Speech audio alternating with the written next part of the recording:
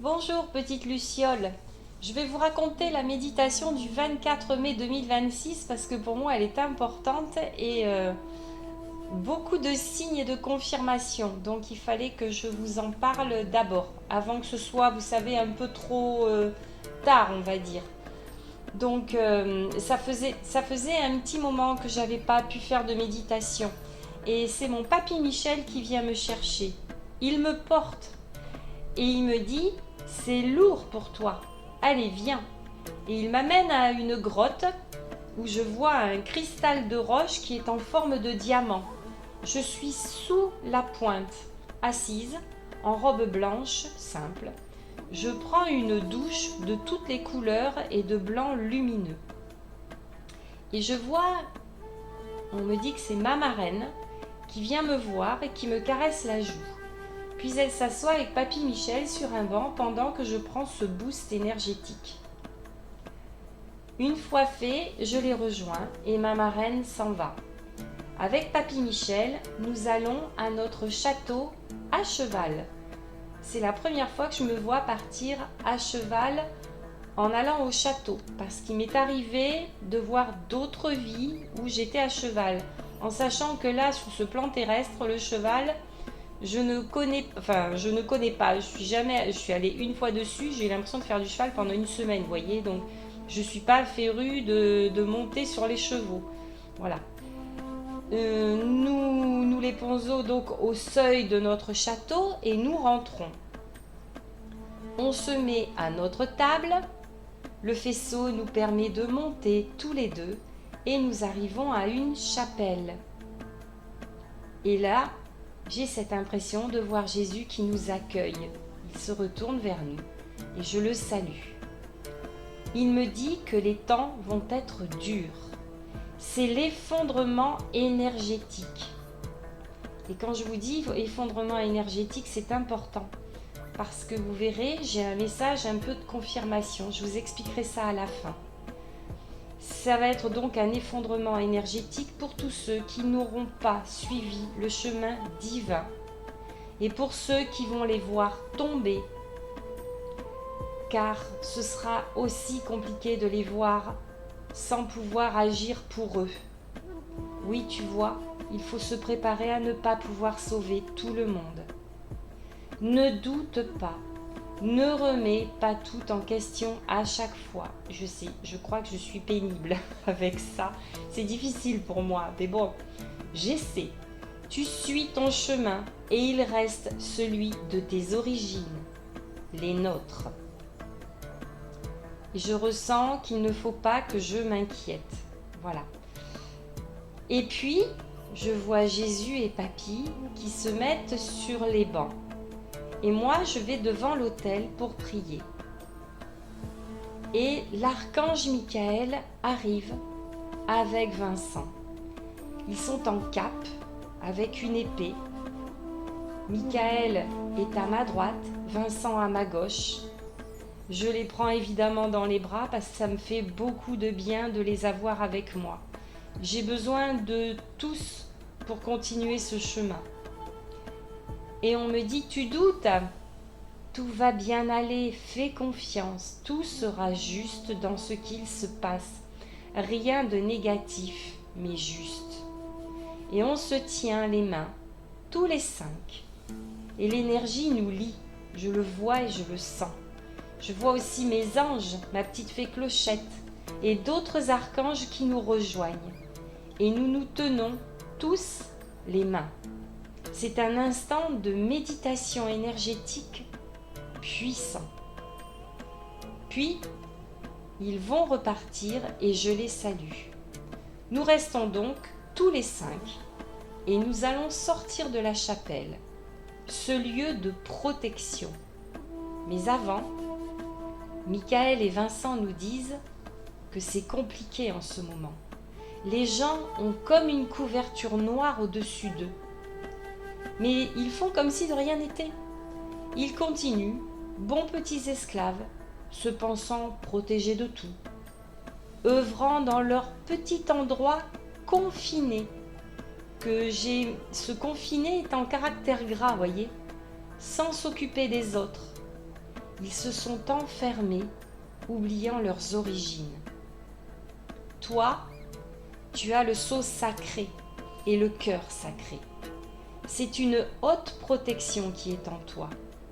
Sachez-le, il n'y a pas que moi. Là, c'est parce que je suis concernée, c'est ma méditation.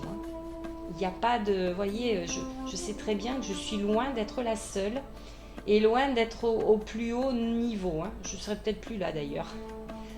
La foi en nos origines est primordiale. Alors, le sceau sacré, je ne connais pas. C'est un peu comme le reste quand on me donne des noms. Il faudra que je recherche et je vous expliquerai. Puis, nous nous tenons les mains et en voulant sortir, nous voyons une lumière intense, puissante. Nous sortons et je vois mon père, ma mère et toute ma petite tribu, comme je dis, qui est là, avec un petit aussi. Michael et Vincent s'éloignent un peu avec mon père, parlant de ce que l'humanité va vivre et comment protéger ceux qui sont au front, ceux qui gardent la foi. Les temps qui viennent vont être compliqués. Nous sommes le 24 mai. Il va falloir les renforcer et les aider. Jésus parle de l'arche d'alliance. Notez bien l'arche d'alliance où je vais aussi chercher. Bien évidemment, j'ai entendu parler de ce nom, mais je ne sais pas vous dire ce que c'est, puisque je manque de culture, on va dire, sur ces plans-là. On me dit par contre que c'est un cœur important qui va être activé. J'embrasse ma famille qui va partir. Nous restons avec Jésus, Michael, Vincent et Papy. Nous nous tenons encore les mains et les levons au ciel en prière. Et c'est déjà la fin de cette méditation et la fin de ce petit voyage, puisque je suis toujours synchro en général avec une fin de musique ou quelque chose. C'est rare quand je déborde. Je peux déborder, mais là je pense que c'est tellement intense et important qu'il faut que j'arrête pour retranscrire et rechercher s'il le faut. J'embrasse mon fils. Oui, ça me fait vraiment du bien de l'avoir avec moi. Il me manque. Et puis Michael aussi. Vous savez, cette impression qu'il fait partie de notre famille. Je suis tellement entourée par des Michael et Michel. Et Jésus me prend les mains. Nous nous saluons.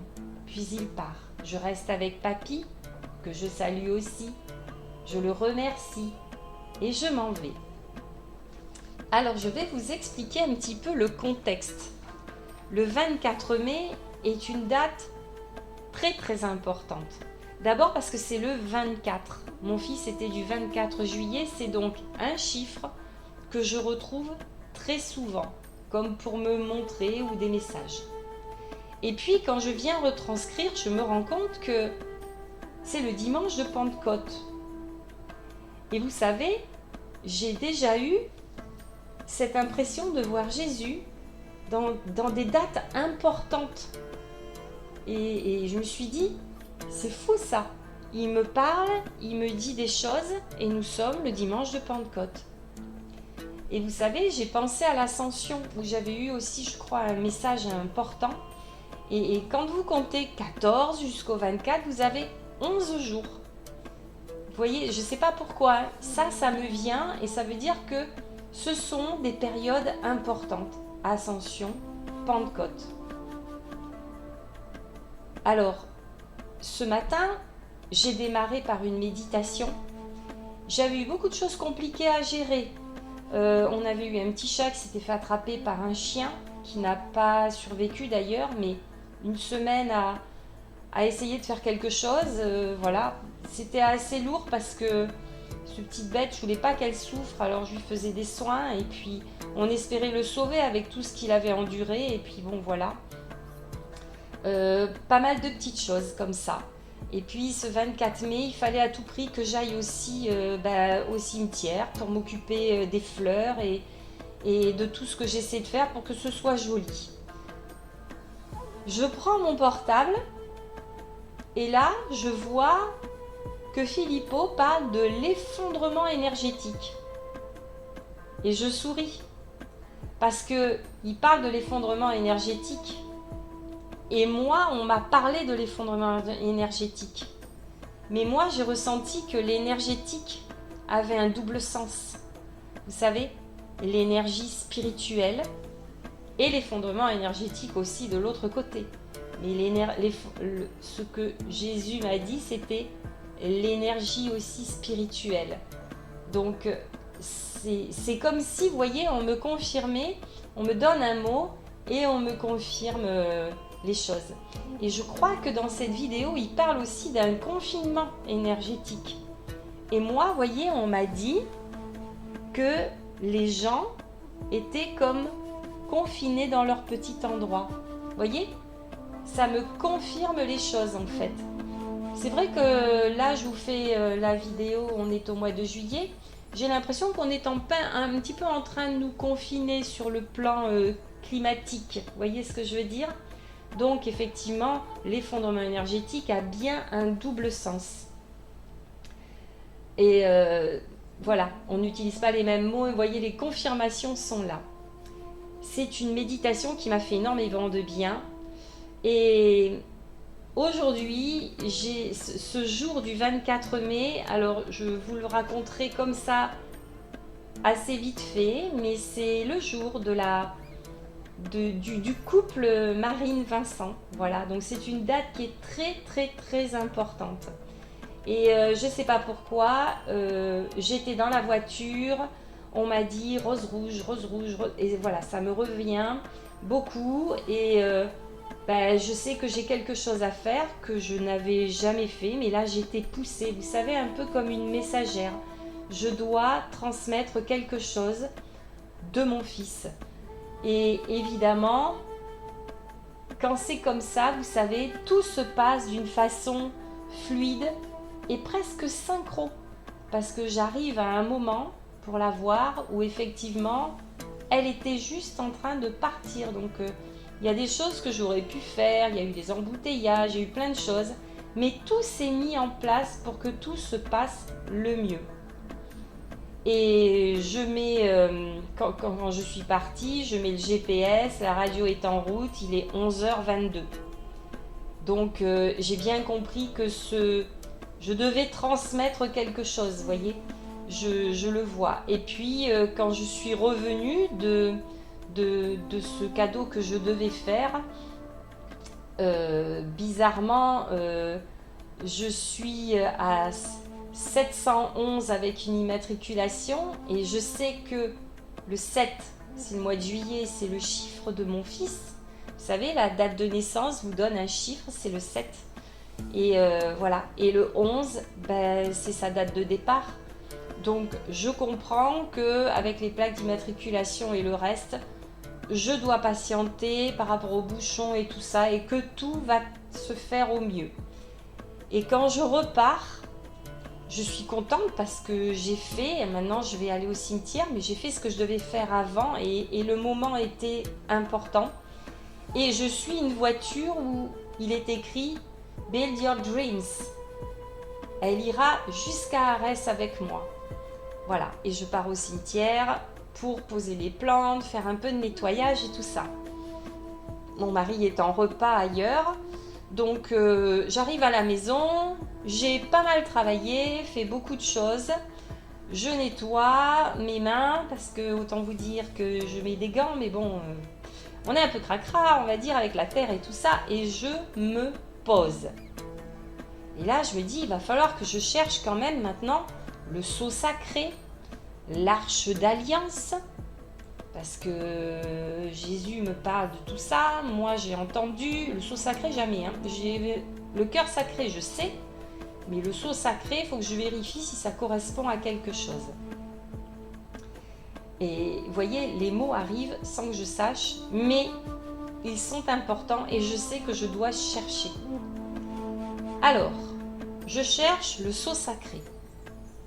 Et c'est là que je me suis aperçue que c'était Pentecôte, hein. Je réalise. Le sceau sacré. Alors, je vais vous expliquer ce que j'ai trouvé.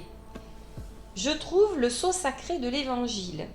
Alors, je vous passe, l'épître aux Éphésiens parle 2 fois du premier sceau. La première mention se trouve en Éphésiens 1, 13, 14. En lui aussi, vous avez été inclus après avoir entendu la parole de vérité, l'évangile de votre salut. Et après avoir cru, vous avez été marqués du sceau. Et on me met en grec un nom, en grec bien sûr. 1. Du Saint-Esprit promis, qui est un gage de notre héritage en vue de la rédemption du peuple que Dieu s'est acquis à la louange de sa gloire. 2. Paul affirme qu'au moment où l'on se soumet à Jésus et qu'on l'accepte comme sauveur, le Saint-Esprit scelle ce croyant en Christ pour le jour de la rédemption. Ainsi, l'Esprit de Dieu marque les disciples du Christ du sceau du salut dès leur première conversion. J'appelle cela le sceau de l'Évangile. Vous voyez le sceau sacré qui est en moi ou en vous tous, vous voyez, tout le monde doit l'avoir. Mais voilà la signification. Et je la trouve merveilleuse. Et puis je vois un petit peu plus loin aussi qu'on parle de l'arche d'alliance. Et on nous dit que depuis la mort et la résurrection de Jésus, Dieu n'utilise plus d'arche pour habiter avec son peuple. Nous sommes sous un nouveau testament, sous une nouvelle alliance. Et on dit à la Pentecôte, il a envoyé le Saint-Esprit pour habiter chaque croyant. Nous devenons son temple. Et lorsque nous sommes nés de nouveau par la foi en Jésus-Christ, c'est Jean qui dit ça, nous emportons Dieu avec nous, partout où nous allons. C'est incroyable, vous voyez, l'arche d'alliance, ça me fait des frissons partout quand je vous en parle, et il parle de la Pentecôte. Et c'est le dimanche de Pentecôte. Je le cherche, vous voyez, je le vois après ma méditation. Et puis on parle aussi de l'histoire éthiopienne de l'arche d'alliance, le coffre où, selon la Bible, seraient conservées les tables de la loi remises à Moïse sur le mont Sinaï. Commence là où la Bible la laisse, dans le temple de Jérusalem. Alors, le fils naturel de Salomon, roi d'Israël, et la reine de Saba auraient, avec d'autres jeunes gens, transporté l'arche depuis Jérusalem jusqu'à la ville d'Aksum en Éthiopie. Par ce geste, il emportait avec lui non seulement un objet de culte, mais l'élection divine de la lignée royale elle-même. Ça parle donc de l'Éthiopie, vous voyez, et ça va être important pour la suite que je vais vous donner.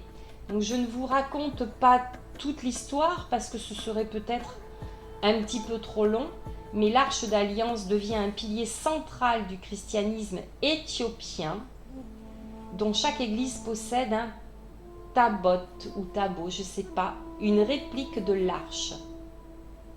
Donc vous voyez, cette arche d'alliance a quelque chose de très important par rapport à ce coffre biblique, à tout ce qu'ils en ont fait à cette époque, et on est en Éthiopie, et puis tout ce qu'elle représente aussi maintenant en nous.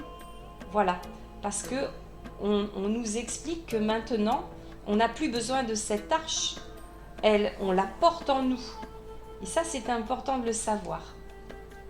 Alors, je vais pas tout vous raconter par rapport à l'arche d'alliance. Si vous voulez chercher un petit peu, vous chercherez. Mais ce qui est important, c'est que quand je me suis posée, j'ai mis, vous savez, j'écoute beaucoup Ayam Mazikin parce que je la trouve très très chouette. Cette petite Marseillaise, je crois, qui est à Los Angeles. Elle fait des recherches, elle fait un travail énorme. Et souvent, ça me parle. Alors, comme je dis, eh bien, Ou alors elle me devance parce que j'ai eu des méditations, mais je n'ai pas eu le temps de chercher et bingo, elle a cherché quelque chose que je devais rechercher.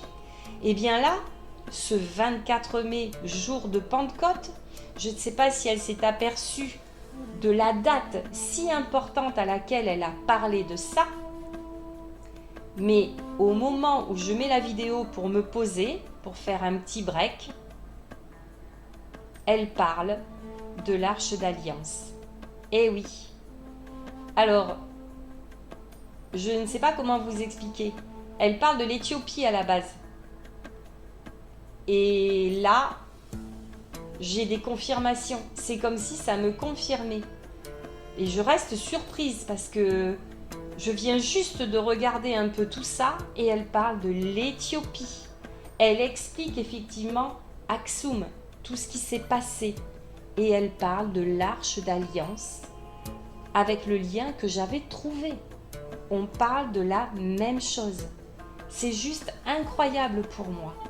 Vous voyez, ça pour moi, ce sont des messages et c'est toujours, vous le verrez à chaque fois que je fais une méditation et vous le voyez et ça le redit, c'est difficile pour moi. J'ai ce naturel où je doute et où je ne veux pas embringuer tout le monde dans mes vérités ou dans ce que je retranscris parce que je ne sais pas en fait et parce que il pourrait me dire mais arrête un petit peu quoi de douter. Bah oui mais bon mais je les écoute et voyez je fais mon possible pour vous retranscrire tout et comme ils connaissent mon gros défaut et bien systématiquement j'ai des signes, des confirmations ou des choses qui se mettent devant mon nez, on va dire, pour confirmer que je n'ai pas rêvé, que ce n'est pas mon imagination et qu'on m'a bien parlé de ça et que quelque part, ce doit être une vérité. Je l'espère en tout cas. En tout cas, là aussi, nous sommes le dimanche de Pentecôte, je vois Jésus. Je répète, je n'ai pas fait attention que c'était dimanche de Pentecôte, parce que moi, je me lève, je me prépare et je fais ma méditation tout de suite. Je la fais très tôt le matin, comme ça après, je fais tout ce que j'ai à faire et je n'ai pas la fatigue parce que certains souvent disent « je m'endors quand je fais une méditation ». Alors, essayez de faire quand vous venez justement de vous lever et que justement, vous n'aurez pas l'endormissement. Enfin, moi, c'est un peu comme ça que je le fais. Si je fais le soir, en fonction de ma journée, il y a des chances pour que je m'endorme et que je me souvienne de rien, voyez. Donc, moi, en général, c'est le matin. Donc, il n'est pas évident de faire souvent le matin quand on travaille et qu'on a plein de choses à faire. Donc, ça arrive quand ça arrive, mais c'est toujours le bon moment. Voilà, donc c'était très important. Repensez-y, l'effondrement énergétique, le chemin divin, ce confinement, les gens se confinent, voyez, sans s'occuper des autres. Le sceau sacré, le cœur sacré, les significations sont très très importantes. L'arche d'alliance, cette arche d'alliance, je crois qu'elle est très très forte aussi. Rappelez-vous, je vous le dis, Jésus parle de l'arche d'alliance et dit que c'est un cœur important qui va être activé. Prenez-le en compte. Voilà, ce 24 mai, ça a été une journée pour moi, une matinée mais magique parce qu'en plus c'était une date très très importante pour mon fils et Marine et elle le sait et j'ai eu aussi, vous voyez, ce besoin de devenir la messagère de Vincent pour elle et tout s'est mis en place comme il fallait. Je trouve ça mais fabuleux. Je vous souhaite de vivre les mêmes choses que ça parce que alors dans ces moments-là, mon fils est tellement présent, le céleste est tellement présent, c'est comme s'il était avec moi tout le temps. Je me sens dans mon élément, vous voyez. Je suis sur terre, je suis avec eux, on est en lien, on est tous là et on œuvre et résultat, bam, la magie opère. Voilà, je ferai la vidéo du coup sur Babylone et la Lémurie puisque là encore, ce sont des mots qui me parlent mais où je ne connais pas trop. C'est un petit peu plus spécial, mais je vous en parlerai quand même. Là, c'était important. N'oubliez pas, arche d'alliance, sceau sacré, effondrement énergétique. Ne basculez pas. Reprenez votre énergie. Et surtout, je vous souhaite bon courage. Je l'ai vu, cette canicule est voulue. Pas par les forces très gentilles, voyez ce que je veux dire. Oui, voulu par des forces maléfiques. On est en train d'essayer de vous confiner aussi, de vous rendre malade, de vous empêcher de reprendre de l'élévation vibratoire. Alors, essayons tous, parce que je suis concernée, hein. Je suis comme tout le monde, hein. Je suis humaine. Essayons tous de tenir le coup et puis de résister et surtout, je ne veux pas faire celle qui vous parle de religion ou quoi que ce soit. Mais tournez-vous vers le divin et le christique. Je pense que Jésus a besoin de nous, on a besoin de lui. Il faut que tout le monde se réveille, que tout le monde prenne conscience qu'on ne peut plus faire les autruches et mettre la tête dans le sable. Il est temps maintenant de reprendre notre souveraineté. C'est super important. Je vous embrasse tous. N'oubliez pas, vous êtes des petites lucioles, des petites lumières, vous voyez, des petites lumières qui éclairent l'obscurité. Un grain de sable peut faire une dune, comme je vous avais dit, nous sommes ces petits grains de sable. On va tous se rassembler et on va y arriver. Au revoir à vous tous, à bientôt.